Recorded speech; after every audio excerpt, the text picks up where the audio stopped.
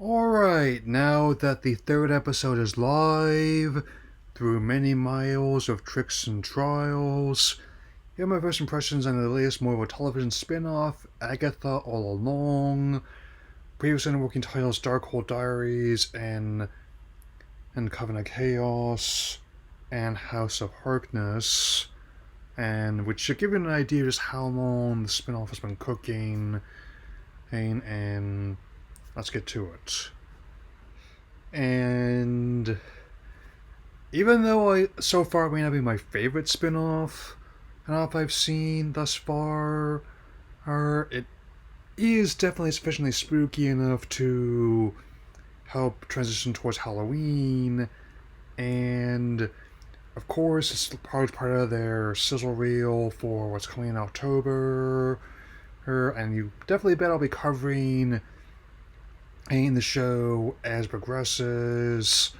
Now the slate's more or less clean between me finishing the other spin-offs I hadn't done yet earlier in the year, as well as the Acolytes it's being done with as well. And even though I'm familiar with this kid who ended up stumbling into Westview, who I am intrigued to see who it really is. I mean, I'd say based on how the door is officially open for other characters from the X-Men into the MCU now, I'm going to place a safe bet on him being a mutant. In a good way, I'd say. Even if his power is not fully awakened yet.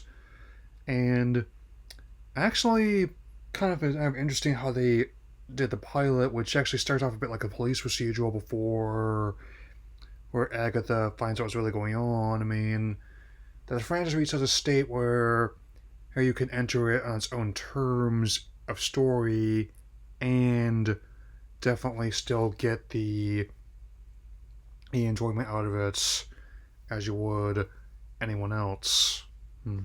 And I definitely like the atmosphere here that they set forth for the show, where it's another one that, while not to the same extent as Moon Knight, definitely makes you question what's real and what isn't. And it's definitely, of course, carried by the performance of Catherine Hahn in the lead role, who was great in WandaVision as well. So it makes sense that she'd be back here. And I definitely intend to keep up other stuff, and I still think their plan just to keep it to 2 or 3 movies and shows a year is definitely a sound one. I mentioned this before, but I mentioned it again, that it's not just like a quality issue that's causing genre fatigue in a lot of people, but a quantity one as well. I mean, a lot of a good thing, especially something you enjoy, is not always as good as it sounds. Let's just say I understand why both they and DC are only having one movie apiece on the marquee this year. And the only ones that are for sure happening for next year from this banner are Captain America Brave New World and Thunderbolts. I'll deal with those as they come.